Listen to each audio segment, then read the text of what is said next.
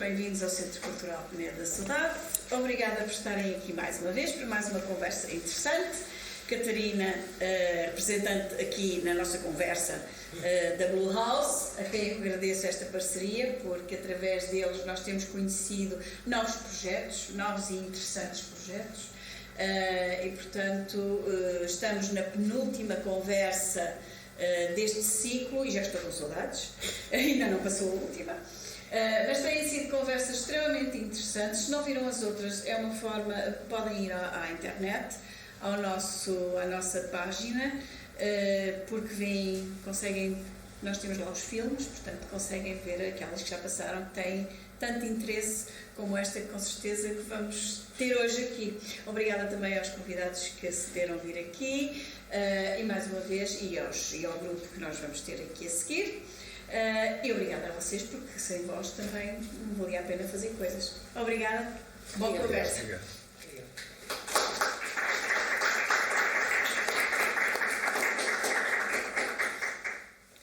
Então, olá a todos os que estão aqui presentes neste dia de chuva. Olá ao Zé Miguel e ao Hugo Branco, que se juntaram aqui a nós hoje para uma conversa, mais uma vez, sobre música. Já falámos aqui sobre vários aspectos ligados à música emergente, e hoje vamos falar aqui sobre como navegar nas redes da música independente, o que é isto das redes da música independente, quem é que faz o quê, que relações é que se vão estabelecendo entre as salas de espetáculos, os programadores, os promotores, agentes, editoras, muitos nomes que se calhar para quem não está assim tão por dentro do mundo da música pode não perceber o que é que todas estas pessoas fazem. E vamos aqui tentar esmiuçar um pouco isto.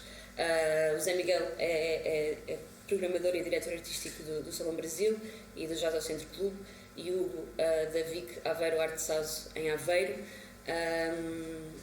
E vamos, se calhar, começar por aí, enquanto diretores artísticos e programadores de espaços culturais. Eu, se calhar, começo com uma pequena reflexão. Eu estava a ler uma entrevista que foi publicada em 2020 ao Yazan Khalil, que é diretor artístico do Centro Cultural Khalil Sakakini, em Ramallah, na Palestina ocupada, em que ele falava como muitas vezes as instituições culturais deixam de estar ligadas ao lugar e à comunidade onde estão inseridas para servirem unicamente agendas dos financiadores, e que por vezes é difícil sair de uma lógica em que se está só já a responder às necessidades de recursos e de financiamentos, e então ele propõe uma abordagem que chama Total Work of the Cultural Institution, que implica pensar, lá está, em formas diferentes de relação com a comunidade, que não sejam exclusivamente baseadas nestes constrangimentos económicos, e ele vê a instituição cultural como uma infraestrutura que deve ajudar os indivíduos e os coletivos a alcançar e a refletir sobre os seus projetos, e encara o público não só como público, mas também como produtor da própria instituição. De que forma é que, para vocês, estes constrangimentos económicos e financeiros moldam o vosso trabalho, e como não deixar que uma instituição cultural fique esvaziada da sua função social, cultural, política, face a estes constrangimentos? Toma lá.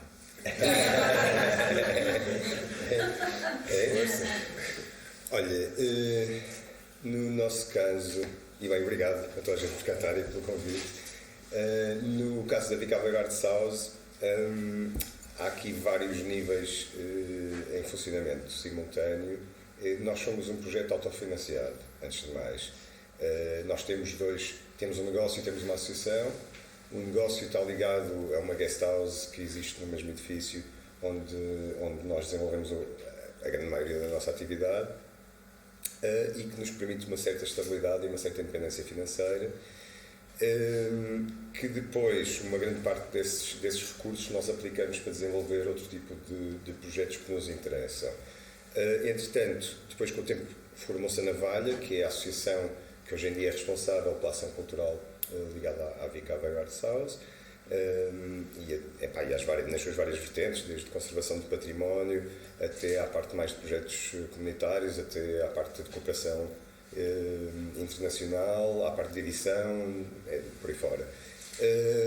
E só relativamente recentemente, a partir de 2019, é que começámos efetivamente a concorrer a alguns financiamentos, o que veio, sem dúvida, o que veio adicionar muitos recursos e muito valor àquilo que nós estávamos a fazer, mas temos essa vantagem de não estarmos dependentes. Inclusivamente, nós trabalhamos bastante com o município, sobretudo não numa lógica de financiamento, numa lógica de contratação, ou seja, eles contratam-nos muito para desenvolver conteúdos e programação para os eventos deles, mas não há uma relação de dependência. Aliás, nós primeiro, antes de sequer de abordar o município de qualquer forma, nós tivemos a desenvolver trabalho durante um ano, e quando nos sentíamos efetivamente que estava na altura de dar a cara, de alguma maneira, abordámos, mas já numa relação talvez de menos desigualdade do que seria chegar lá a bater à porta para pedir alguma coisa. Nós basicamente convidámos-nos para virem conhecer a casa, e a partir daí foram-se desenvolvendo relações e as coisas foram surgindo. Já tenho trabalhado nesta área das artes e da cultura há muitos anos, e da música, mas num sentido mais geral. Há muito esta questão, porque lá está, se tiveres uma organização que está completamente dependente de subsídios e de apoios, tu, para haver continuidade e para conseguires manter o funcionamento da organização, precisas estar sempre a receber apoios e sempre a receber financiamentos. E isso leva muitas vezes às pessoas desenvolverem projetos um bocado ocos, por assim dizer, que a meu ver têm pouco conteúdo ou pouca fundamentação, só porque precisam daquela continuidade de financiamento. Nós, no nosso caso, como temos esta facilidade ou esta possibilidade de não termos que andar a correr atrás deles, podemos ter alturas melhores, alturas piores, alturas mais ativas ou menos ativas, mas sabemos que the show will go on, estás a ver? E então, normalmente esperamos efetivamente por financiamentos que se adaptam a coisas que nós queremos fazer, não ao dinheiro que precisamos, mas aos projetos que nós queremos desenvolver. Dizemos, ok, esta tipologia de projeto que nos interessa efetivamente desenvolver enquadra bem com este financiamento, vamos mandar a ele. E tem sido um bocado assim. Uma opção que permite terem alguma autonomia, não é? Yeah. Face a outras formas de financiamento. Aqui, no teu caso, não havendo isso, que formas é que vão conseguindo arranjar para resistir a esta lógica e manter um bocado a integridade artística do vosso trabalho, artística e política e social, face a estes constrangimentos financeiros? A pergunta é muito complexa.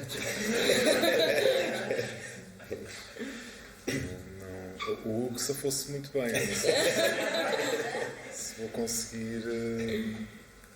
Se quiseres partilhar de que forma é que estes constrangimentos têm também afetado o vosso trabalho. Posso tentar, eu acho. Porque soluções. Sim, há muitas camadas diferentes aí. Eu não acho que. Primeiro, eu se calhar eu voltava atrás, porque acho que é importante esclarecer, ou pelo menos ficarmos num acordo, nem que seja momentâneo, do que é isso de arte independente ou música independente, não é? Porque isso depois também tem muito a ver com, por exemplo, nós sabemos de montes de casos em que há, se calhar, não especificamente no campo da música, mas também de centros culturais ou de grandes estruturas culturais, que de facto algumas delas, apesar de serem fortemente financiadas pelo setor público e pelo setor privado, conseguem manter a autonomia artística. São raras, não é?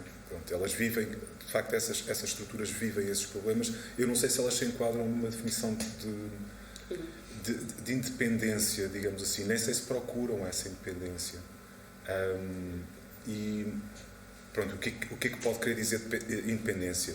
É um bocado como o que estava a dizer, a independência da administração pública, não é? Quer seja local, regional ou nacional. E essa independência e autonomia é sempre relativa, acho eu, porque também tem a ver com a ligação ao lugar. Acho que é impossível não ter uma relação com a administração local, digamos assim, não é? É quase impossível, porque é a partir dela que se obtém licenciamento, é a partir dela que se obtém também alguma legitimidade para fazer algumas atividades no território onde se está, mas isso, lá está, há um grau de relatividade nessa autonomia, tanto que existem estruturas que, por exemplo, para ocupar equipamentos culturais municipais,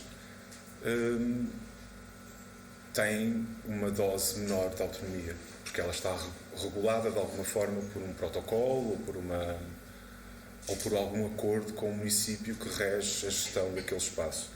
Eu falo desta questão porque nós vivemos várias etapas na nossa vida e a última a que estamos atualmente é uma bastante recente, em que assinámos um protocolo de gestão e programação do Salão Brasil. Um espaço onde nós chegámos em 2012 e em que muita gente acreditava que não era possível ter um espaço independente. Lá está. A natureza independente dele derivava sobretudo dessa autonomia para decidir uma série de coisas em relação à sua gestão. Embora existisse um mix de financiamento, mas sobretudo uma parte significativa dele vinha do setor público, quase a esmagadora maioria do financiamento. E nós, portanto, começámos desde 2012 até 2019, até o final de 2019, vivemos nessa feliz independência e com todos os problemas associados a ela, não é? Que é, sobretudo, termos de fazer face às despesas que uma estrutura, e aqui na estrutura entram pessoas mais infraestrutura edificada, não é? E ter de fazer face a essas despesas, não é? E com esta transição, em 2019, basicamente a Câmara Municipal de Coimbra decidiu adquirir o edifício do Salão Brasil e decidiu, achamos nós bem, não é? E esperamos que tenha sido um bom investimento para a cidade e para os cidadãos, decidiu a aquisição do edifício quando ele estava na iminência de ser vendido, e isso ia colocar em causa, obviamente, a continuidade do uso e da função que o salão tinha nesse momento. Então nós hoje, 2019 até ao final de 2024, houve assim um momento difícil de perceber o que é que poderia ser o Salão Brasil no futuro, e no final de 2024 assinámos um protocolo de gestão e programação do salão, o que significa que hoje já não somos somente ou seja, o Salão Brasil não é completamente independente, no sentido em que pertence ao universo dos equipamentos culturais municipais, e isso, voltando a esta questão das dificuldades que isso acarreta em termos de manutenção, de uma certa de um distanciamento em relação ao que podem ser prioridades impostas de fora. Neste momento, o que eu posso dizer é que, felizmente, o entendimento que existe por parte do município, que está expresso no protocolo, que é público, é que o salão deve expandir os seus usos e funções socioculturais, o que nós achamos excelente, não é? Achamos que também tivemos algum papel nisso, porque de alguma forma moldámos o entendimento que os próprios responsáveis políticos tinham do que significava ter esse espaço disponível, não é? Isso é interessante. Sentem que ao longo do vosso trabalho, sentem que existe esse espaço para os agentes culturais e para os artistas também de terem uma capacidade de ir negociando e também moldando as próprias decisões do poder público? Sentem que essa relação existe, que existe essa capacidade do setor artístico e cultural de também ir afetando esses processos de tomada de decisão e a forma como se decide politicamente sobre a arte e cultura em Portugal? Não sei. Eu acho que sim.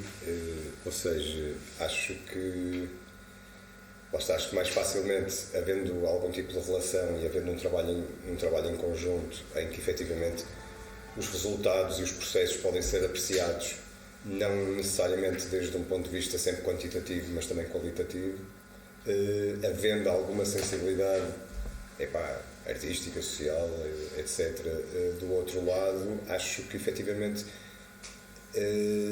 as classes políticas vão se dando conta de algumas coisas que estão a acontecer e que estão a melhorar e que estão a funcionar.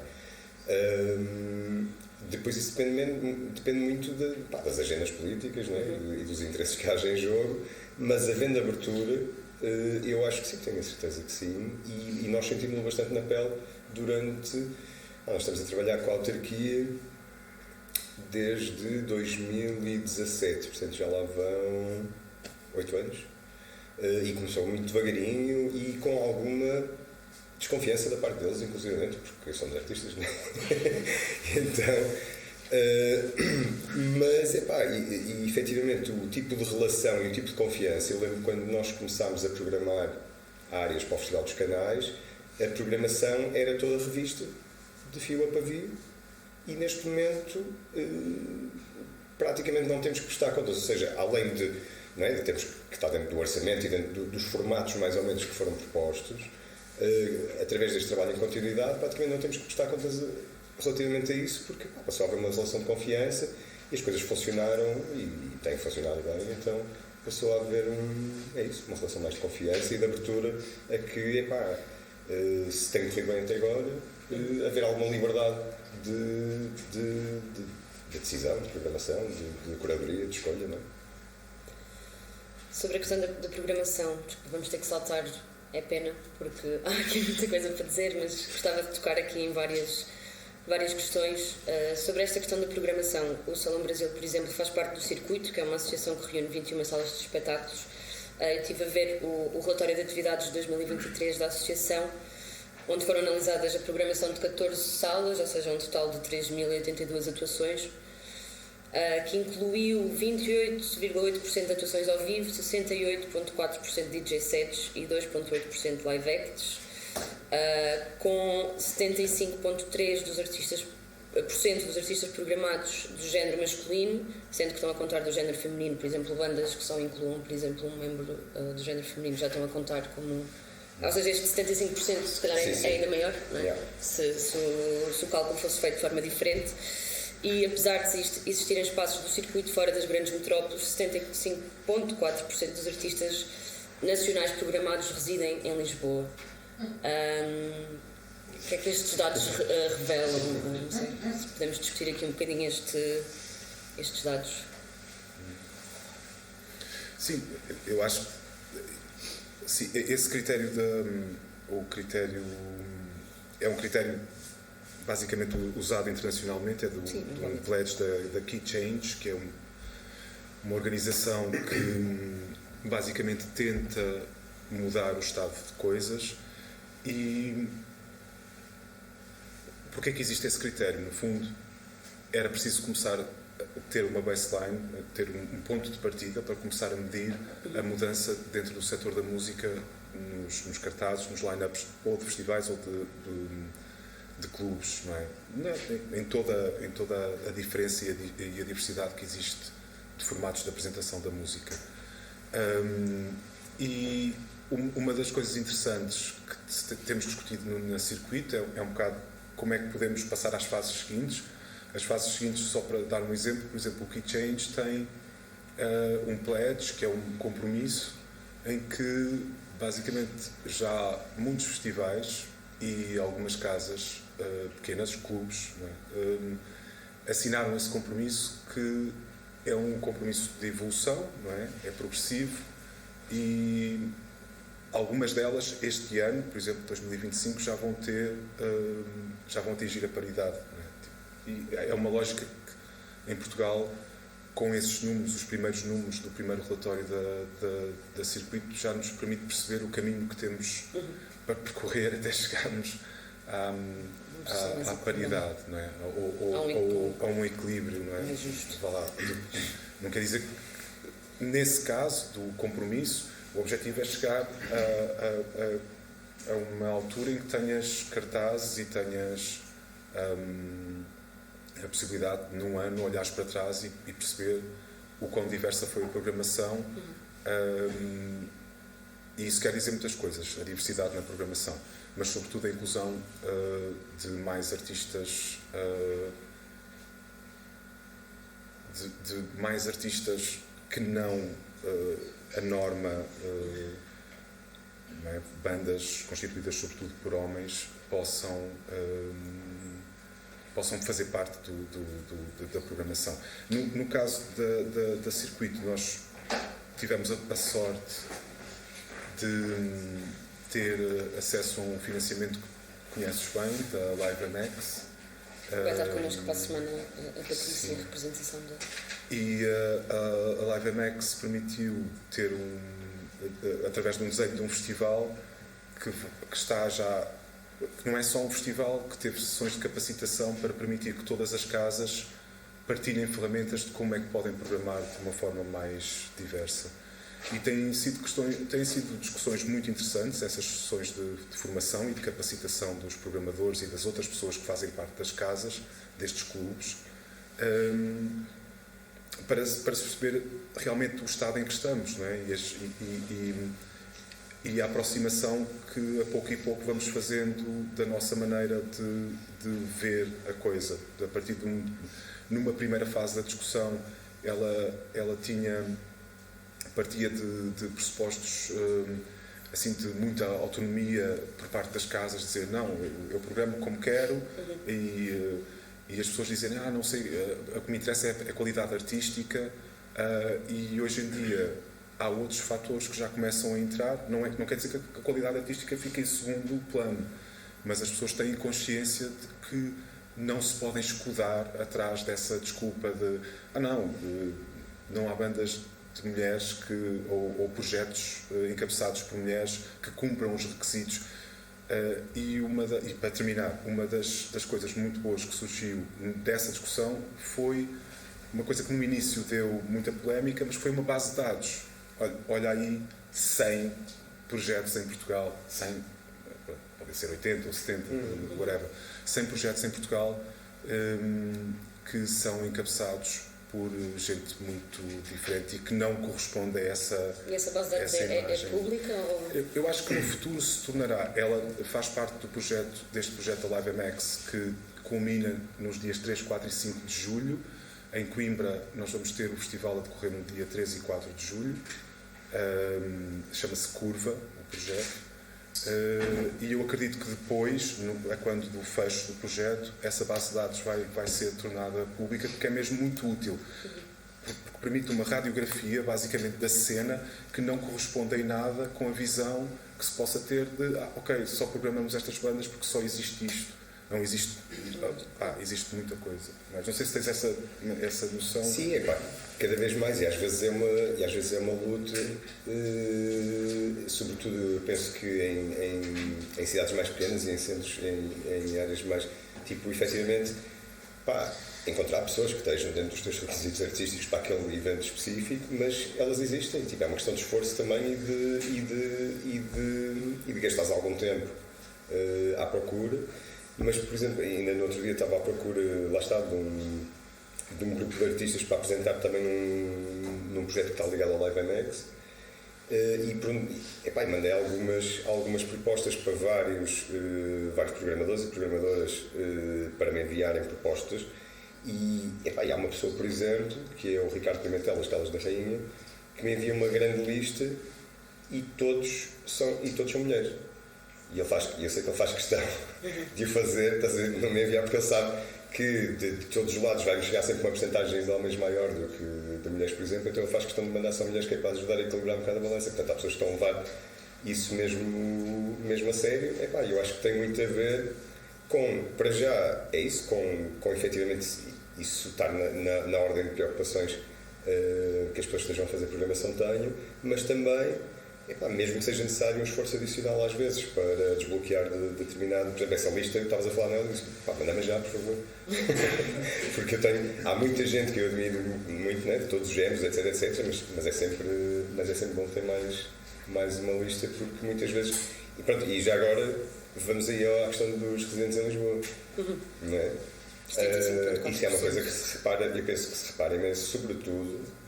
Eu não sei exatamente quais são as casas e os espaços que estão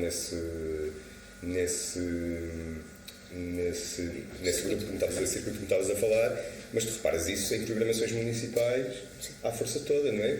Porque basicamente as programações municipais estão a ir buscar uma percentagem enorme de gente que está a tocar na Antena 3. Estás a ver? Tipo, não é? Porque supostamente é conhecida do grande público, não é? Pronto. E quem é que está a tocar na Antena 3? Ou seja, toda a gente, mas que percentagem das residentes em Lisboa é que está a tocar? Sim. Ou seja, e pronto, acho que é uma questão também. Acho que há muita importação de artistas residentes em Lisboa e há pouca importação por parte de Lisboa, ou seja, acho que há pouco equilíbrio na importação de Lisboa de artistas do resto do país, nomeadamente sítios longínquos como o Norte. Eu acho longínquos. Mas há uma cena que eu acho que valia a pena. Esses números depois também têm de ser analisados de uma outra forma, porque também o número de casas de Lisboa também é bastante superior às outras. Nós estamos a falar, por exemplo, de casas. Mas achas que as casas fora de Lisboa têm essa preocupação? Eu acho que as casas, sim, porque uma das partes do relatório diz qual é a percentagem de artistas locais que são programados por essas casas. E se formos a ver, muitas das casas, ou o Carmo 81, quer dizer, o Carmo já não programa tanto quanto isso, mas tinha uma ligação forte com a cena viziense. Aliás, o Carmo servia também como hub de criação, que esse é um papel que ambos também partilhamos aqui, do espaço não ser um espaço somente de apresentação, mas sim um espaço onde se cria, não é? E onde há muitos momentos de criação, ou há muitos momentos de apoio à criação. Porque, não é? Às vezes, no nosso caso, as percentagens são muito diferentes dessas. O que não quer dizer que depois também não haja esse fenómeno de estarmos... E eu confesso que não estamos isentos, depois olhando para a programação que vem de fora, ela não vir de centros de produção mais fortes, não é? Que têm essa capacidade, não é? Não é que esses centros de produção imponham os artistas à força toda, não é? Mas há, efetivamente, uma concentração da produção artística em Lisboa, ela é inegável, e depois existe esse viés por parte da comunicação social ou da maneira como se dissemina esses nomes, não é, ao chamado grande público, não é? Seja isso o que for. Mas, na realidade, eu acho que muitas das casas que estão na periferia têm uma ligação forte com a cena local. Depois, a outra questão é o que vem de fora, como é que chega, mas isso é uma questão um bocado diferente. Nós há bocado estávamos a falar, antes de iniciarmos esta conversa, estávamos a falar um pouco... Mas nós guardámos as coisas mais interessantes para essa parte. Não, mas havia uma coisa, e eu já termino, havia uma coisa que estávamos a falar, estávamos a dar assim uma volta por quem são as instituições parceiras, com quem, neste caso, o Hugo trabalha habitualmente. E reparámos que sim, que são muitas, não é? São muito diversas, e isso também é uma garantia de que não estás sempre a programar o mesmo, não é? Se tiveres uma rede de parceiros, e voltamos a falar ao início de falar em redes, não é? Estas redes permitem que não estejamos sempre a ser alvo ou sempre a promover os mesmos artistas ou a mesma programação, porque no fundo estamos ligados, mesmo que seja informalmente. A circuito há uma ligação formal, mas neste caso estávamos a falar da sonoscopia no Porto, da nariz entupida em Lisboa, da osso nas Caldas, num ambiente, em contexto rural, mas muito próximo da cena das Caldas, também como o Grêmio. Todos estes sítios programam música que normalmente não entra noutros sítios, noutros circuitos. E, portanto, daí também vem uma parte da importância de espaços como os nossos, né? Importância, não estou a dizer que seja a última Coca-Cola do deserto, mas há uma função que estes espaços... É que se não existissem espaços como os nossos, dificilmente essa música... Sim, chegaria a aquelas pessoas, isso não há dúvida. E puxando aqui a conversa também para um dos objetivos destas conversas, que é também dar aqui dicas muito práticas a quem está também a começar e a dar os primeiros passos na música. ou na criação, em outras áreas.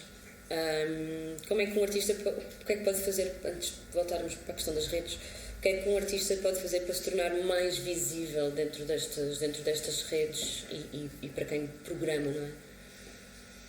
O que é que o artista já tem que ter feito também para conseguir, e qual é que é o processo? Desligar o telemóvel primeiro.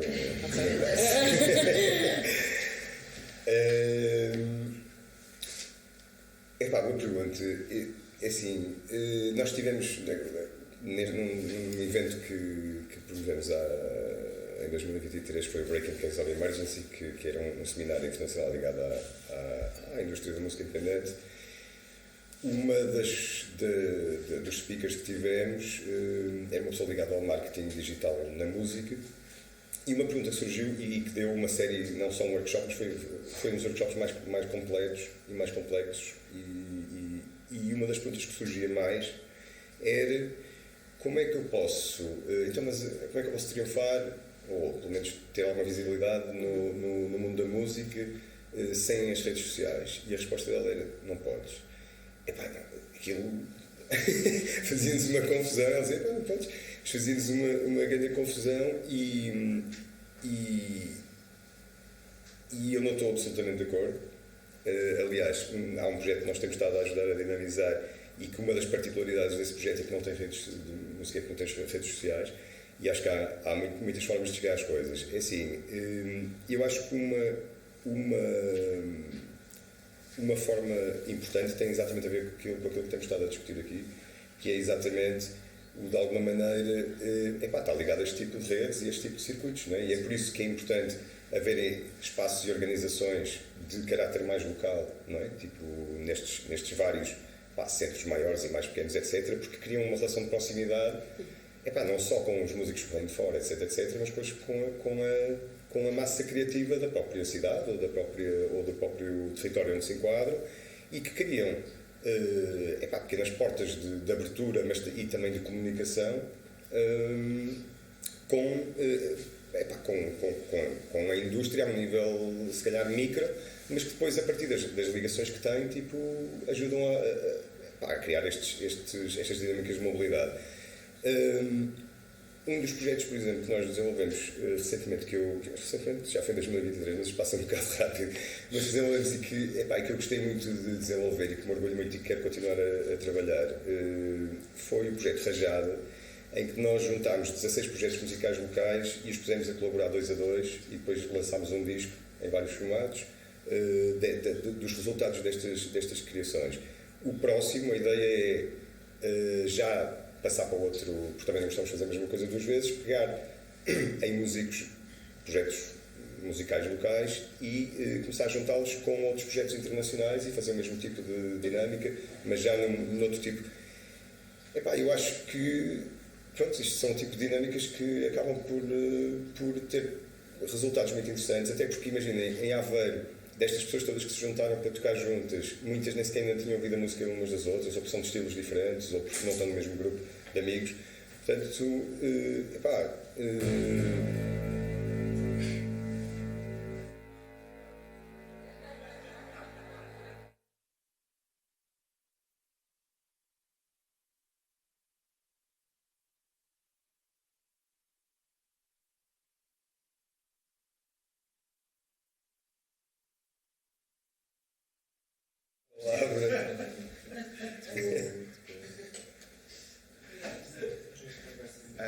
desculpa lá, mas já agora só. Eu acho que isto é isso, dinâmicas de colaboração e de cooperação e sobretudo, lá está, não se só. frequentar também os espaços, não é? Sim, também, mas não só a questão é ótimo termos ferramentas para colaboração remota, mas para mim e para o nosso tipo de trabalho que nós desenvolvemos, nós trabalhamos muito com a questão presencial.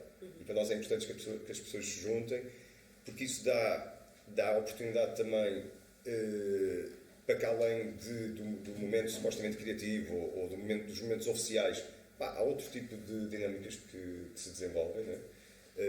Um bocado fora da programação e fora da discussão e que para nós são dinâmicas super importantes, que são dinâmicas de encontro e são dinâmicas mais informais, que muitas vezes ajudam depois à solidificação de coisas mais concretas, mas que não têm que partir logo de coisas super sérias. Ou isso são pontos de encontro. É isso. Sim. Não, acrescentar. Acompanho aquilo que o disse e junto uma coisa só.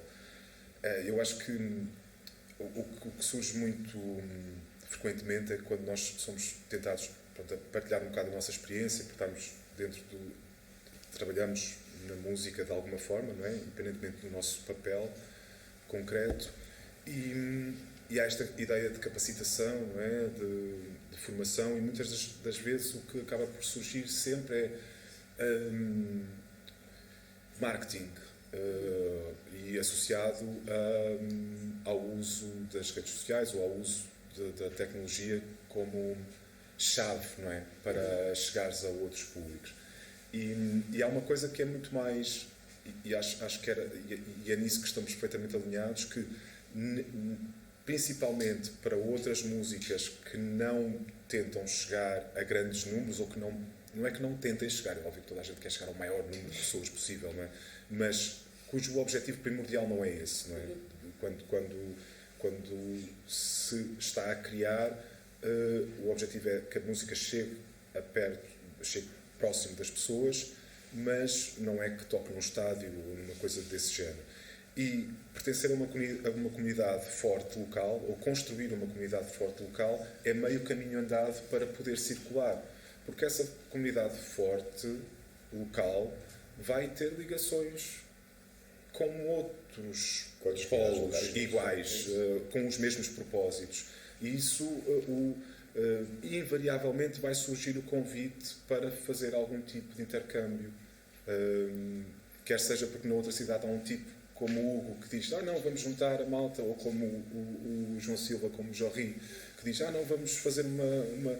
E estas pessoas que conseguem ligar são uma espécie de rede social analógica, não é?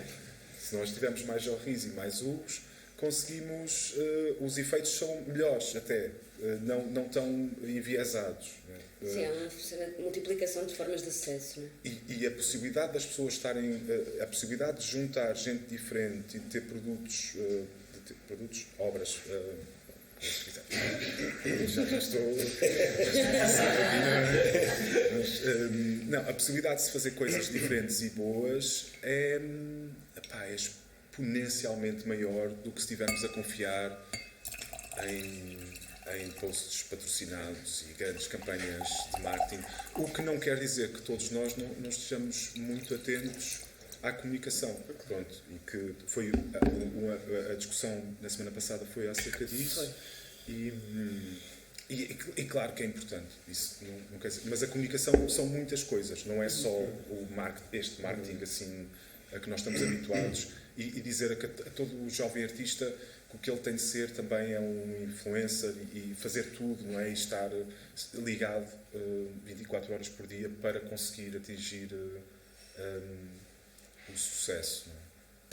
Está a saber. Sim, às vezes essa ligação também nos impede, como estavas a dizer, de perceber a importância de outros tipos de relações mais de e estar com as pessoas, não é? E trocar e estar nos espaços onde mais pessoas podem ajudar o teu processo criativo, não é? Quer sejam músicos, quer sejam outros, não é? Porque a música nunca foi as cenas musicais mais fortes em cidades que todos nós conhecemos, porque de lá saíram assim músicos que de uma maneira ou de outra, se nós perguntássemos a toda a gente, haveria gente que gostaria aqui.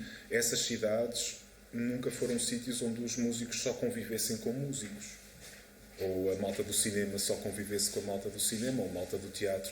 Havia sítios onde a malta se juntava e inevitavelmente surgiam boas coisas daí. Portanto, se está sempre ligado, dificilmente pode estar nos sítios onde as coisas boas acontecem.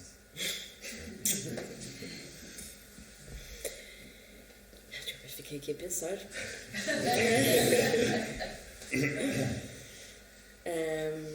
Vamos, se calhar, passar para outro tema. Não sei se alguém do público ainda quer... Eu queria também falar aqui um bocado do papel das editoras de música, mas não sei se alguém, sobre este ponto das redes, dos espaços culturais, programação, se tem alguma questão que também gostariam de colocar, podem fazê-lo a qualquer momento.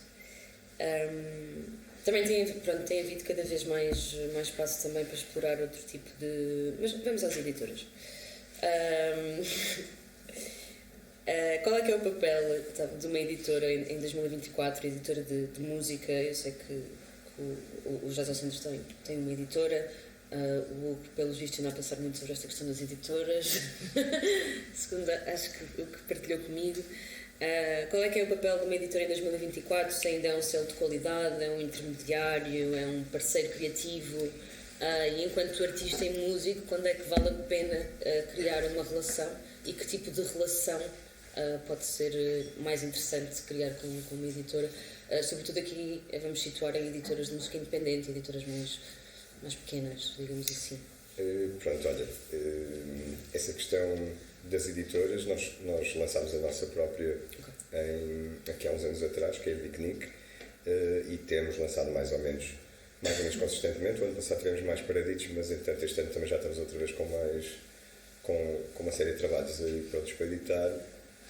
E a questão das editoras, hoje em dia qualquer músico pode lançar a sua música sem ter que recorrer a nenhum tipo de editor. Há uma série de ferramentas que são super acessíveis aos vários níveis, estamos a falar desde a composição, à gravação, à masterização, à edição, à distribuição digital, etc. E eu, mais uma vez, assim, do nosso lado, enquanto editora, interessa-nos uma editora por várias questões. Por um lado, porque é uma forma para nós pormos cá fora coisas em que acreditamos. E a nossa editora é um bocado... não tem um estilo, ou seja, ou pelo menos não há um estilo que nós consigamos compreender até daqui a, se calhar, 10 anos, em que olhamos para trás para o catálogo e tipo, ok, isto até faz sentido. E trabalhamos com muitos tipos de música diferentes. São sobretudo coisas que nós acreditamos não só no trabalho em si, mas nas pessoas que o estão a desenvolver. E pronto, é essa vontade de pôr a música cá, de pôr essa música cá fora em que nós acreditamos. É também lá está, é uma forma de programação e é uma forma de curadoria também, como é programar concertos, etc. É uma forma de programação de certa forma. E por outro lado, é também a construção de uma comunidade e a construção de uma família. Nós, aqui há uns anos, fizemos um pequeno festival em Aveiro, que era o Vaga, que era o primeiro festival de música inclassificável de Aveiro, chamámos-lhe assim. E o que fizemos, no fundo, foi pegar nos projetos todos musicais que gravitavam à volta da nossa editora, mas também nas pessoas que faziam design, que faziam a ilustração, que faziam a masterização, etc. E juntá-las todas no mesmo sítio durante 2 dias, porque tínhamos interesse em que essas pessoas se conhecessem umas às outras, para além de, o Lucas Palmeira, aquele gajo que masterizou o meu disco, a Nayara Sila, aquela pessoa, o designer, mas bora pô-los todos juntos num espaço e que eles se conheçam, porque depois, lá está, e voltamos um bocadinho ao mesmo, estás a ver? Ou seja, eu acho que uma editora, além do tipo de ferramentas, ou seja, e depois depende um bocado do nível que estamos a falar, né? Tipo, se editares, tens editoras independentes, ou seja, gigantes, e tens editoras independentes como nós, que são minúsculas. Portanto, obviamente, se editares por uma independente grande, o tipo de recurso e de visibilidade que isso te dá é muito maior do que se fosse editar autonomamente. No nosso caso, as pessoas que decidem, sobretudo, editar connosco, é porque querem fazer parte da família. É porque acreditam na curadoria, é porque acreditam nessa ideia de família e de comunidade, e porque acreditam na nossa curadoria e acham que a música deles faz sentido naquele contexto. Mas lá está, o nosso caso é muito particular. Não há contratos, não há exclusividade. Tipo, se tu quiseres editar um disco connosco hoje e amanhã ires editá-lo com outro editor, ou o mesmo disco, podes, é teu. Nós não temos nada a ver com isso. Nós somos quase um retransmissor, estás a ver, ou um distribuidor, ou um espaço de curadoria, do que propriamente uma editora, no sentido, é uma ideia um bocado punk, e já muita gente se deu muito mal com isso, mas nós decidimos por aí, porque é a nossa forma de ver as coisas e de trabalhar. No nosso caso, nós lançámos na edição um bocado porque já foi há algum tempo, foi em 2010, e foi em resposta a um mercado discográfico muito condicionado. Não é? Numa determinada altura era quase impossível editar, pôr cá fora trabalhos na área do jazz e das músicas improvisadas.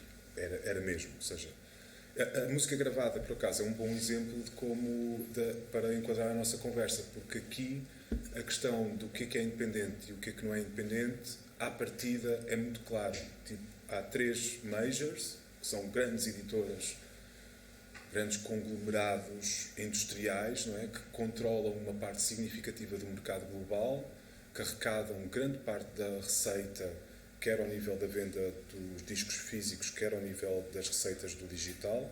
Portanto, tem uma fatia de leão. Depois há uma série de outras editoras que são independentes porque não são majors. E isso é o que eu assumo. Mas há, dentro dessas editoras que são independentes, há umas que gostavam muito de ser majors. Que é serem e tal. Não vão conseguir, obviamente, porque nós estamos a falar de uma capacidade brutal que tem capital.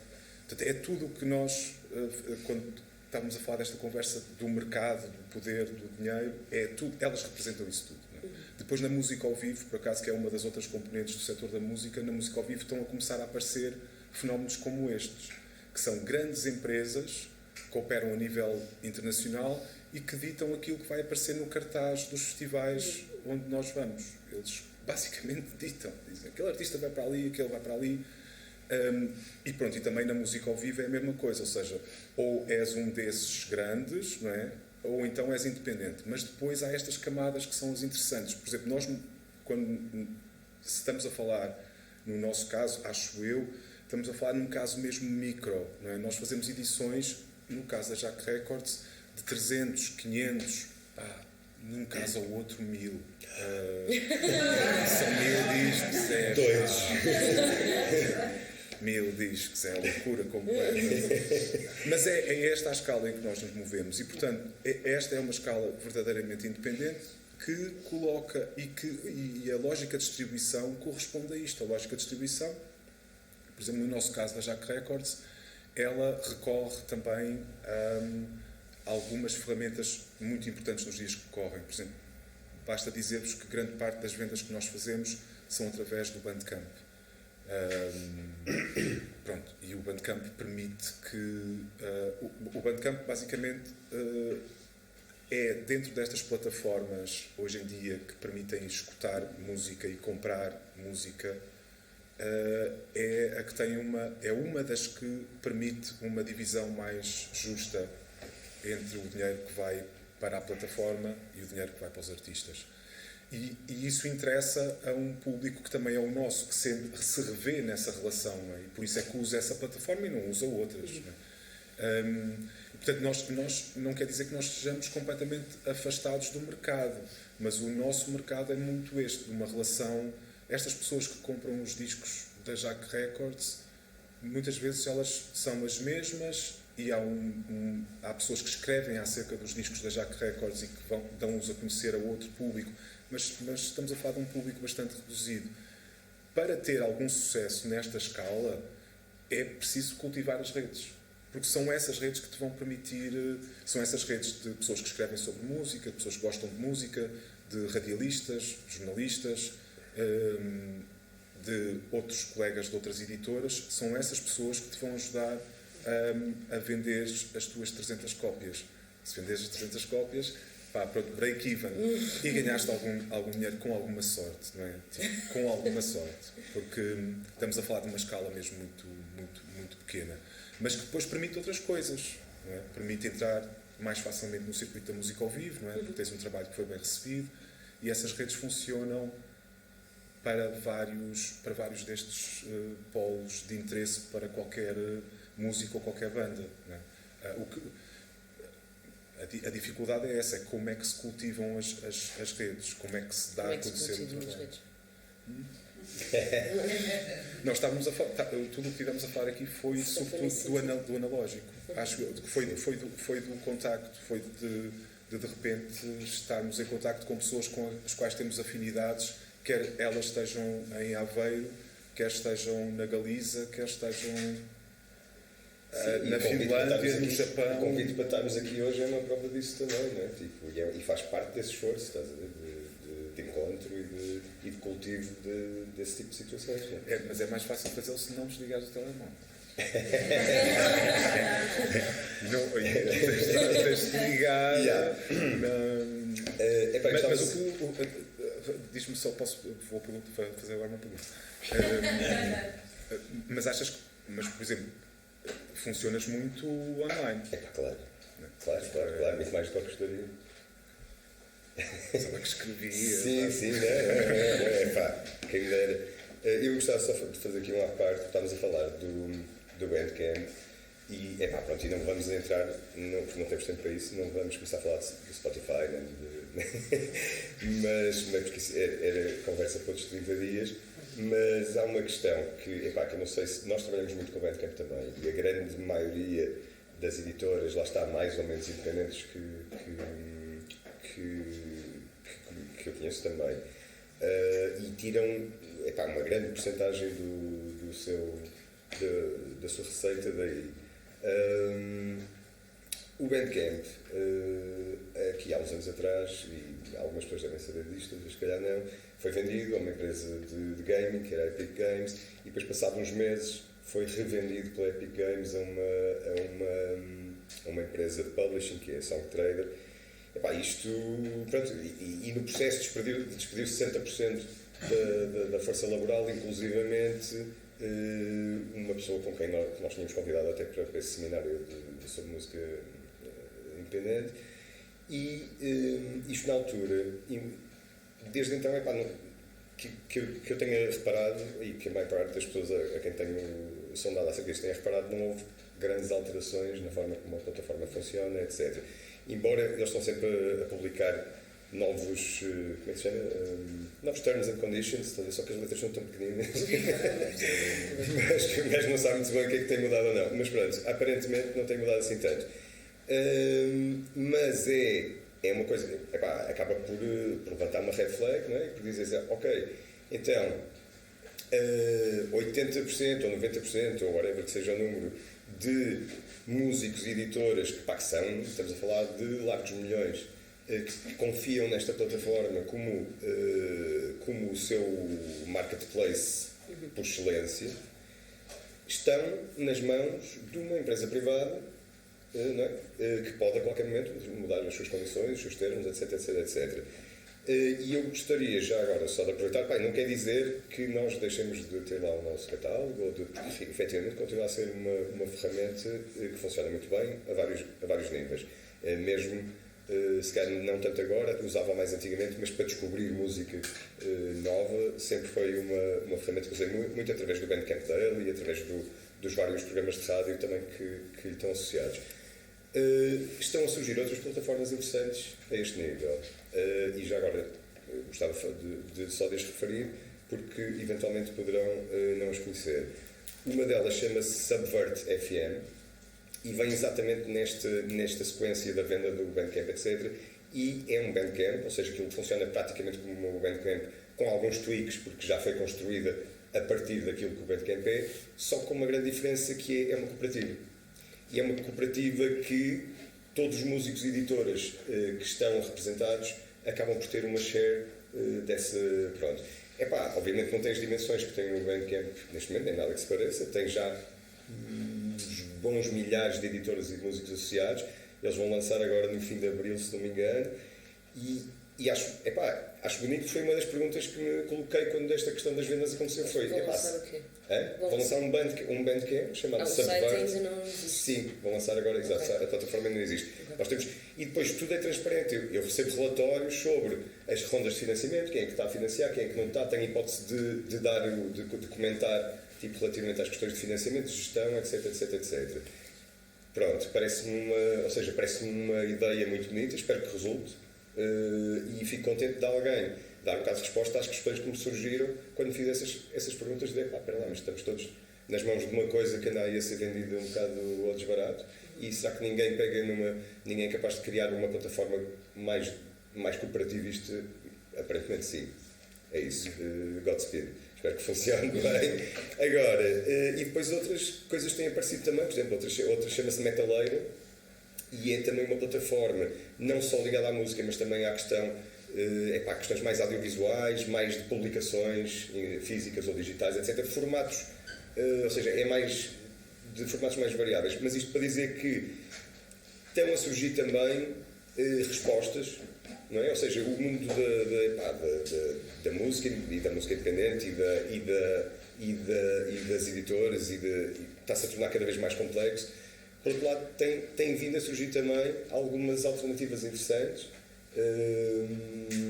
nessa área. Pronto. E estas duas são assim, as duas que eu tenho andado a estudar mais. Sim, boas dicas mesmo. Eu acho que vou ser muito breve.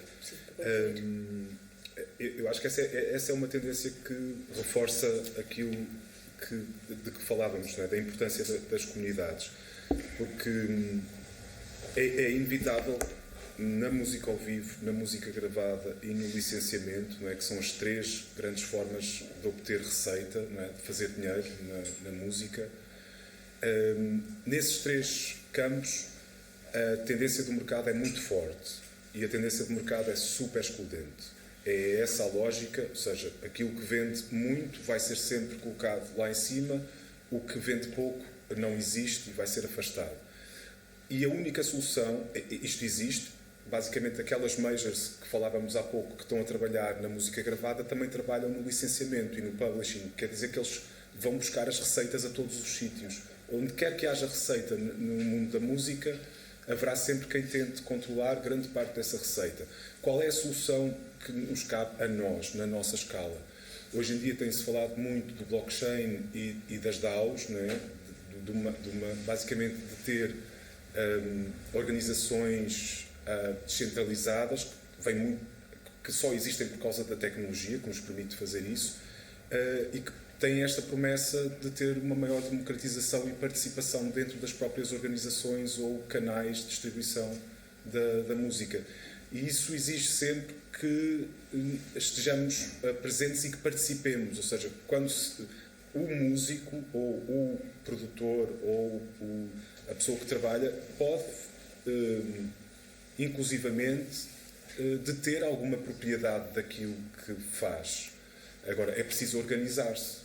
É preciso haver uma ideia de organização coletiva que faça com que os grandes e as grandes não fiquem com todas as percentagens de receita que a música produz e, sobretudo, que os artistas são os principais promotores, criadores, não é? Sem a música não haveria esta receita. E é óbvio aquilo que dizes acerca do Bandcamp e das evoluções que é possível trazer a partir dessa ferramenta são muito evoluções que têm a ver com a estrutura de propriedade, que é uma questão, claro, que é muito polémica, não é? Polémica no sentido em que muitos dos novos artistas, por exemplo, com quem eu falo diariamente, são muito avessos à ação coletiva. Ou seja, há participação em esquemas alternativos, não é? A razão, eu acho que podíamos perguntar aqui à audiência porque é que é difícil, não é? Claro, ninguém queria. exige. Para criar uma plataforma destas, para de alguma forma competir, entre aspas, com as grandes, quaisquer que elas sejam, é preciso fazer muito trabalho de base. E é preciso juntar muitos nodos dessa rede até que ela possa produzir por si mesma receita para todos, distribuída de uma forma equitativa. Esse é o grande problema que temos hoje em dia, porque aparentemente não há alternativas. O Hugo apresentou aqui algumas, mas todas elas estão in the making, estão a fazer-se neste momento. Sim, e é possível participar. Independentes da participação, não é? Só existirão se claro. formos pesquisar e entrarmos nelas e contribuirmos para que elas existam. Também há a gestão partilhada de venues, de clubes, que tem-se falado muito noutros países, de como é que é possível coletivamente deter uma casa de espetáculos, não é? Portanto, não está tudo perdido. Há muita gente por todo o mundo a inventar novos modelos de negócio, novos modelos de negócio social, de negócio fortemente enraizado na comunidade e que promete um caminho diferente do que temos hoje em dia. Agora, tudo depende da ação coletiva, quer dizer, essas coisas não vão surgir e florescer do nada. Do nada, se ficarmos dependentes Sim. do que já existe, não é? Então, terminar a conversa nessa nota positiva de que é possível e é importante construir alternativas e que para construir essas alternativas é preciso essa ação coletiva, não é? Que acho que é o difícil, sobretudo numa altura que se calhar não dá aos jovens as ferramentas para fazer mais esse trabalho que exige relações interpessoais e esse trabalho de base que estavas a falar. Gostava muito de entrar nessa questão também dos direitos de autor e do papel do artista e do papel do curador, o que é um curador. Mas pronto, já não vai ser hoje, mas convido-vos a continuarem esta conversa noutros lugares, noutros meios, lá fora, onde seja, a participarem também na última conversa que vai ser na próxima quarta-feira, sobre a questão da sustentabilidade e de financiamento, sustentabilidade económica. Aqui na Música Emergente vem a Patrícia da Live MX, que já falámos aqui um bocadinho hoje, apresentar também os projetos que estão a desenvolver, e a Luísa Caiano, pianista, e que está mais por dentro de tudo o que são processos de candidatura e linhas de apoio mais a nível nacional, enquanto a Live MX está mais por dentro também de questões de financiamentos europeus. Então vamos ter aqui essas duas vertentes em discussão para a semana. E hoje vamos ficar com mais um showcase de um projeto selecionado pelo MICA em 2024, os Nunca Mais Era Sábado. E antes deles subirem não é um palco, não tenho que subir, mas antes de virem tocar, vamos ver o videoclipe que eles gravaram com o Tiago Cerveira para a música que gravaram na Blue House no âmbito do MIC. O videoclipe foi gravado, não sei, sim, mas vamos ficar com o videoclipe da música Maria do Monte, que os Nunca Mais Era Sábado gravaram.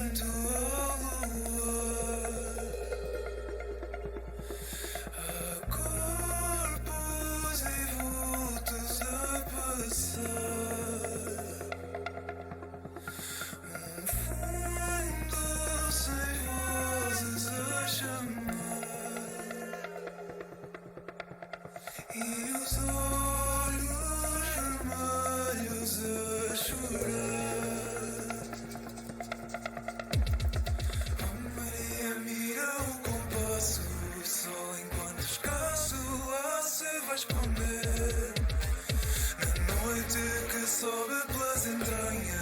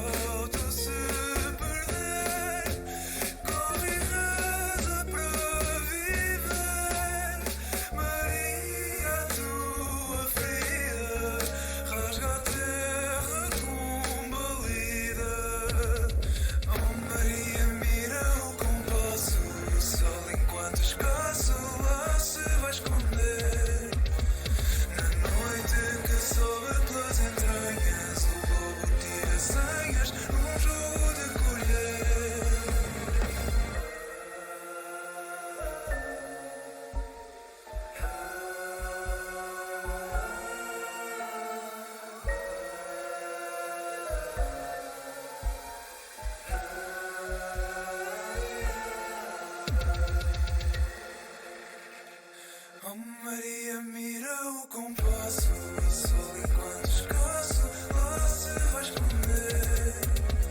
Na noite que sobe nas entranhas, ilumina senhas e vê-se a perder.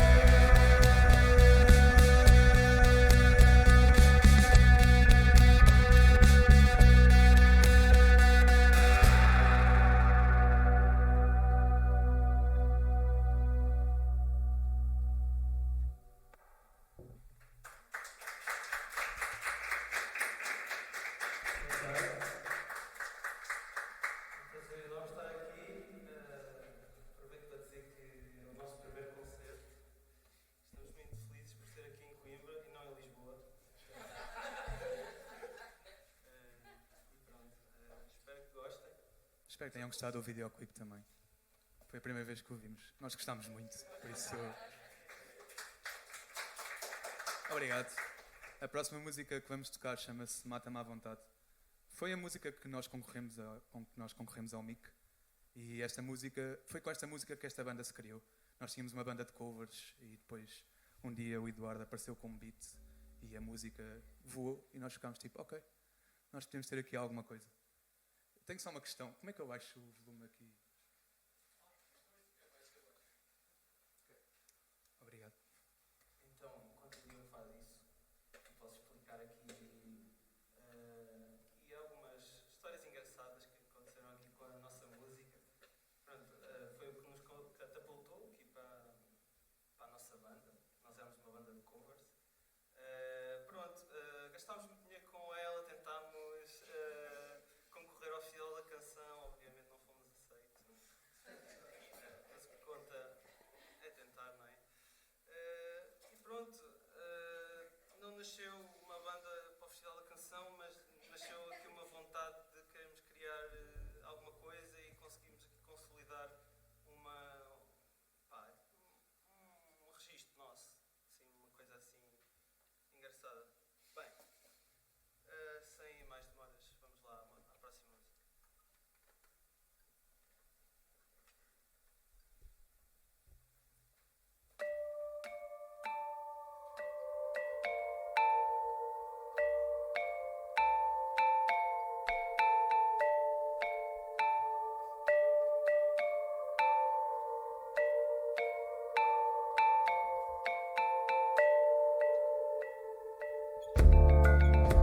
Ela vinha de longe, para além dos olhos da cidade. Mata-me à vontade. E no escuro da noite chorava às portas da ansiedade. Mata-me a saudade. Hey!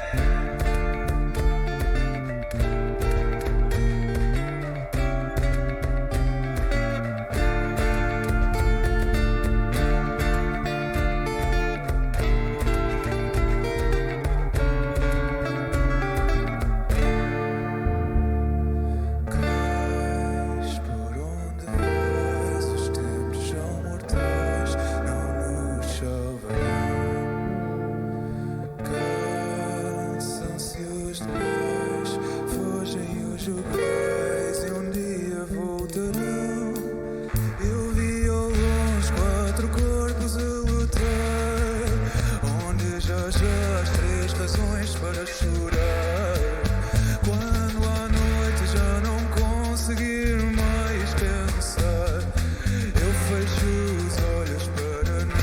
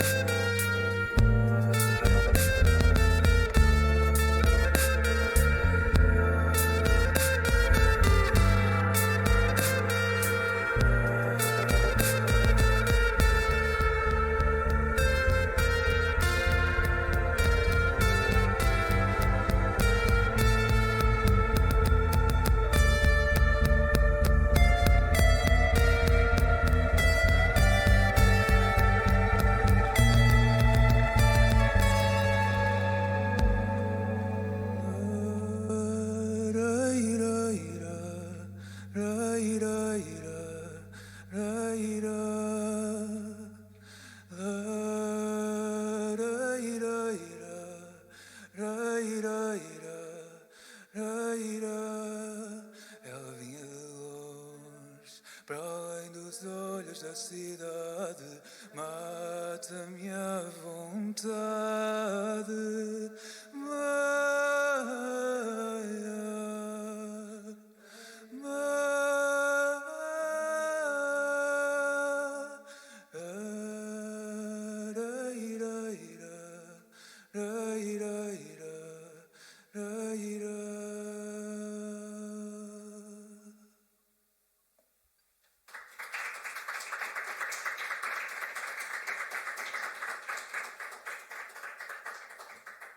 Obrigado.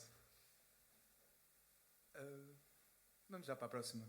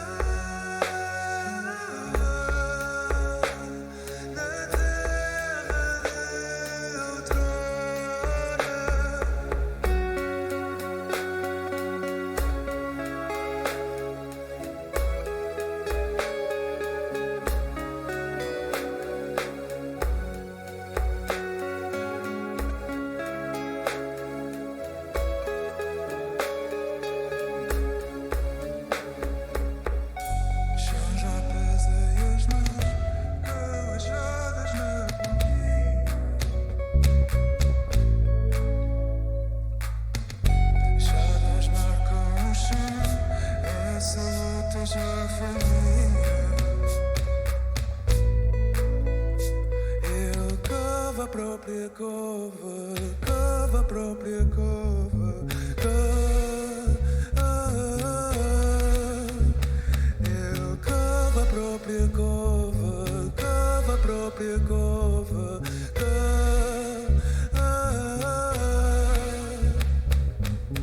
e que força é essa que jamais te difere daqueles que te curvais? És a terra que não sabe, sob o céu que Deus te apara. Quantos olhos marejados se escoam, arrastados pelo leito que trovou. És a terra que não sara, sob o céu que Deus tombar. Ele cava a própria cova, cava a própria cova. Ele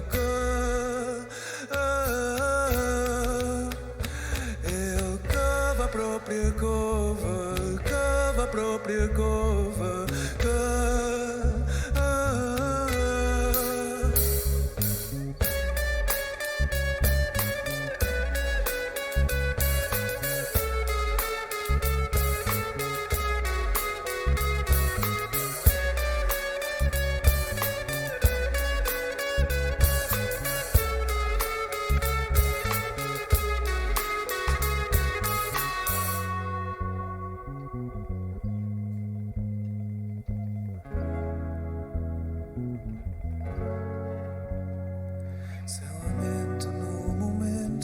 transporte, e a cada passo forte chega a hora de prostrar.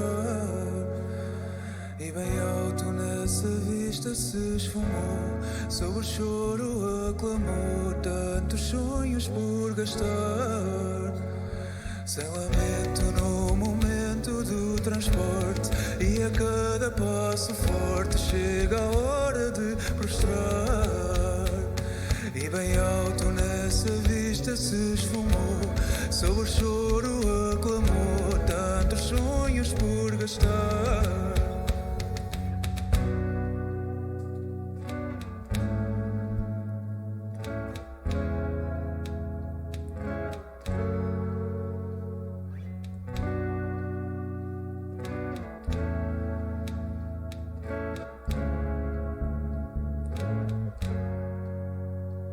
Sem lamento no momento do transporte.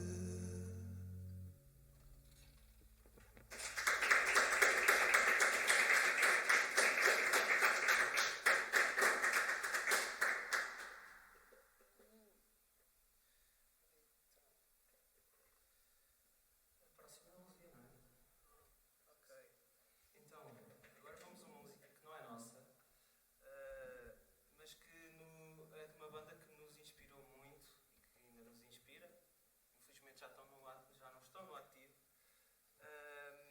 mas é uma banda que nós continuamos a ouvir e continuamos a retirar influências deles. Estamos a falar homenagem à Luzia. Nós reparámos que aí na programação diz que íamos tocar outra música, mas já era de um concerto passado. Mas acho que esta faz muito mais sentido para a nossa banda, porque foi graças a esta banda que acho que a maior parte de nós começou a ter paixão pela música, né? Pronto, fica a nossa homenagem a Diabo na Cruz.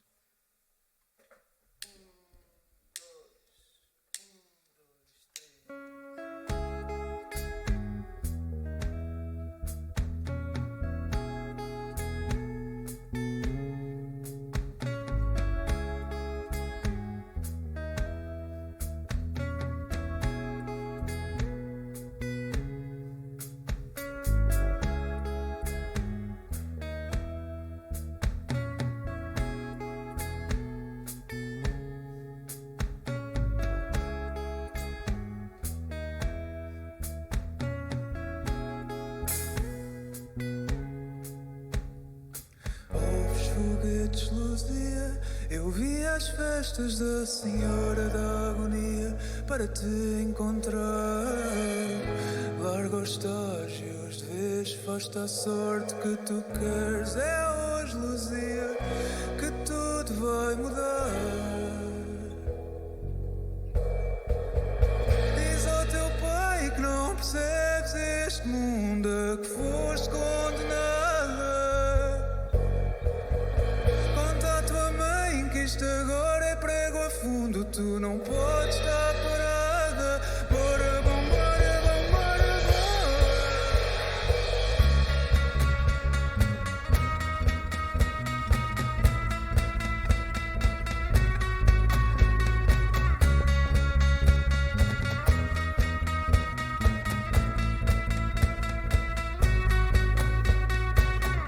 Vem comigo, Luzia.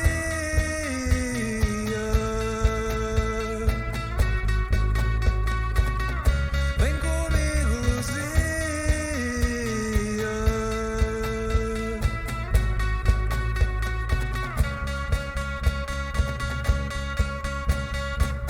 Aos altos bons, ruas cheias de flores, pelos becos vão gentes, amansantes suas dores, loucos, renegados, aturdidos, sem certezas. Esta é a nossa hora, Luzia Vianesa. E se o teu pai não aceita, desconfia do que eu tenho para te dar. Ele que saiba que eu trabalho noite e dia pelo rock popular. E se o teu pai não aceita, desconfia do que eu tenho para te dar. Ele que saiba que eu trabalho noite e dia. Rock popular. Bora, vambora, vambora, bora.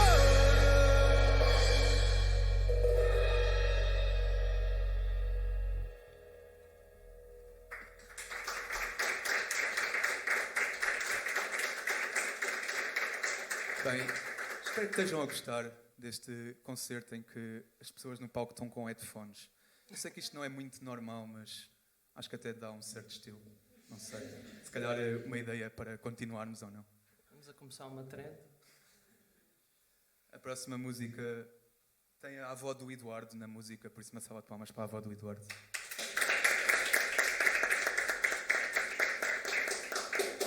Nós já tínhamos composto esta música e achámos que faltava aqui uma velhinha a falar.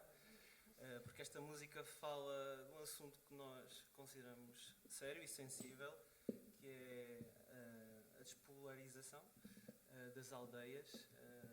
E nós basicamente cantamos pelo não fim da aldeia. Ainda é possível viver nas aldeias, combater o centralismo. É uma questão que é muito sensível e que nós valorizamos muito, até porque nós nascemos de uma aldeia, numa aldeia e de uma aldeia. E pronto, a gente fez numa serra. Eu acho que não há coisa melhor do que fazer música, amigos, e estar a contemplar a aldeia e a serra e deixar que o espaço nos influencie a fazer coisas boas. E pronto, é assim. Posso, Diogo? Vamos. Espera aí, deixa-me só aqui mudar aqui o programa. Ok, podes. E uma salva de palmas para as aldeias. Era esta vida e esta vida é. Tínhamos de se adaptar àquela. Nós íamos para as vindimas, cantámos todo dia. Tinha de ser, não morri tudo triste.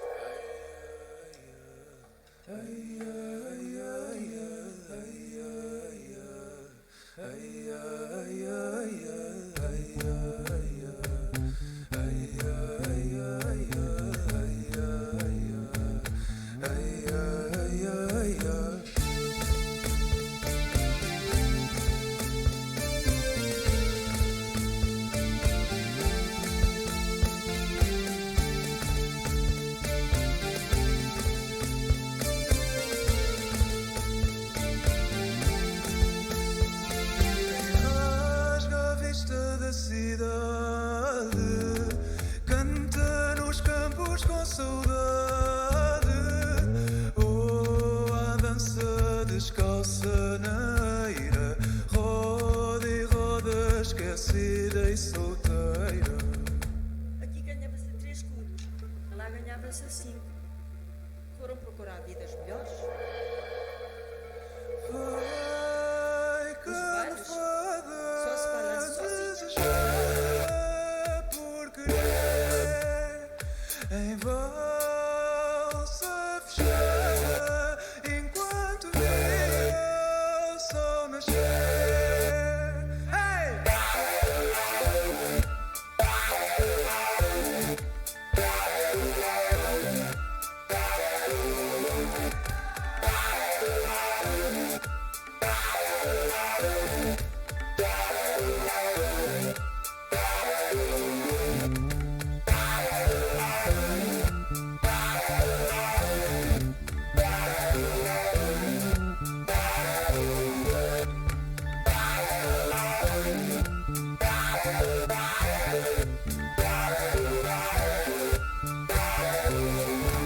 A aldeia já não cai, a aldeia já não vai. Por onde tu vais, a aldeia já não cai. Se quiserem cantar, a aldeia já não cai, a aldeia já não vai.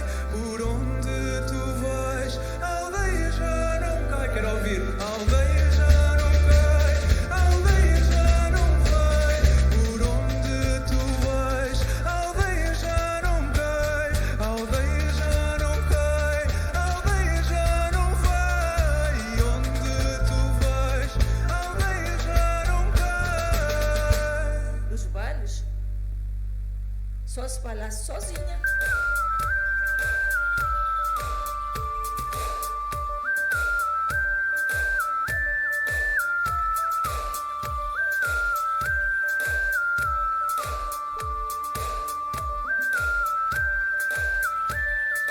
Sozinha.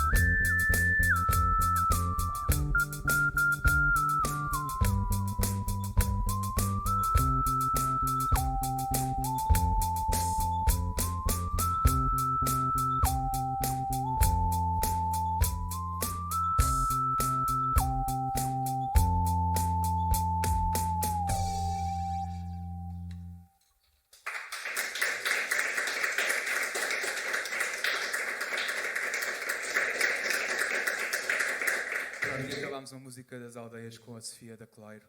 Não sei se aqui alguém conhece a artista Clairo. Porque, pá, a primeira cover que nós fizemos foi da Sofia da Clairo, quando nós ainda não sabíamos como é que se tocava uma guitarra, um baixo e uma bateria. e era a música mais fácil que encontramos na altura, e depois pensámos, não fica aqui tão bem depois uma música sobre a luta pelas aldeias, ter uma música de uma artista norte-americana. Pronto, e foi isto. Estamos a chegar ao fim. A próxima música é Maria do Monte, que até há 2 dias atrás se chamava Lobo, e foi a música que foi apresentada aqui, neste belíssimo projetor. Queremos agradecer do fundo do coração à Blue House por nos terem escolhido para sermos uma das bandas do MIC 2024. Tem sido uma experiência incrível, tanto a parte dos estúdios, de poder gravar, de poder contactar com o Filipe, com o Jorri, com o Tiago, com a Catarina, toda a gente. Tem sido incrível. Quero agradecer mesmo do fundo do coração. Uma salva de palmas à Blue House. Quero também agradecer ao Companhia da Saudade por ser um espaço que disponibiliza um espaço para artistas independentes, emergentes, e para poder mostrar o seu trabalho. Acho que é gratificante, ainda por cima, numa cidade que não é, como já falámos aqui hoje, Lisboa, que as outras cidades também existem em Portugal. Temos que começar a chamar o grande público para outros sítios, por isso uma salva de palmas para o Centro Cultural da Companhia da Saudade. E apresentar aqui em palco, no baixo, Daniel Silva. Na bateria, Eduardo Ricardo. Pronto, eu sou o Diogo. Nós somos os Nunca Mais Obrigado a todos vocês por estarem aqui hoje. E ao sol por ter aparecido. E agora podemos ver um céu azul enquanto contemplamos a última música.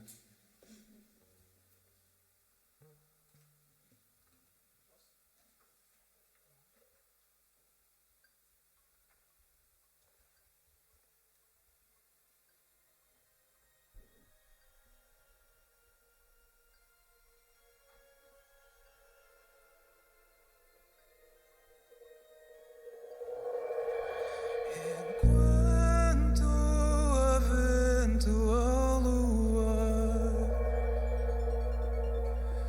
há corpos e vultos a passar, um fundo sem vozes a chamar, e os olhos vermelhos a chorar. Oh Maria, mira o compasso, o sol enquanto escasso lá se vai esconder. Na noite que sobe pelas entranhas, o lobo tira senhas num jogo de colher. E quem não sabe se esconder, ai, não sabe o que é sofrer. Rodavas a partida, os ramos prendem-te a saída. E quem no alto se perder, corre e reza para viver. Maria, a tua ferida rasga a terra com balida. Oh Maria, mira o compasso, o sol enquanto escasso lá se vai esconder. Na noite que sobe pelas entranhas, o lobo tirou senhas e viu-se a perder.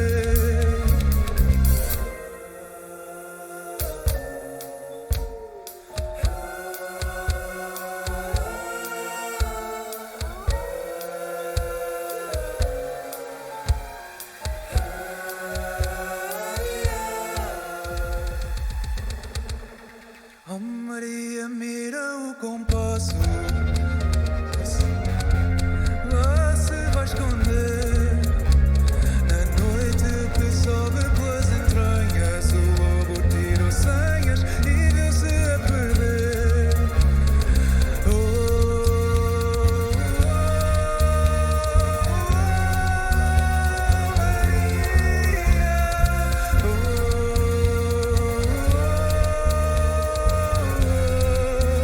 já é dia.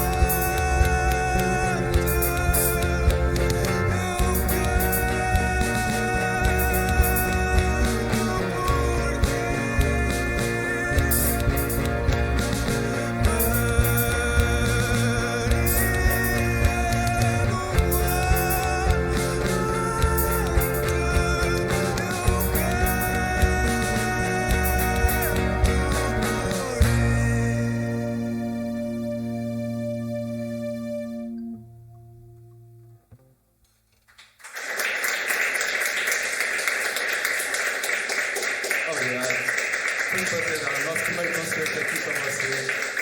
Espero ver-vos noutros sítios, noutras situações. Mais uma vez, a sala de palmas para a Blue House, para a Avenida da Saudade e para todos vocês, para terem gostado. Obrigado.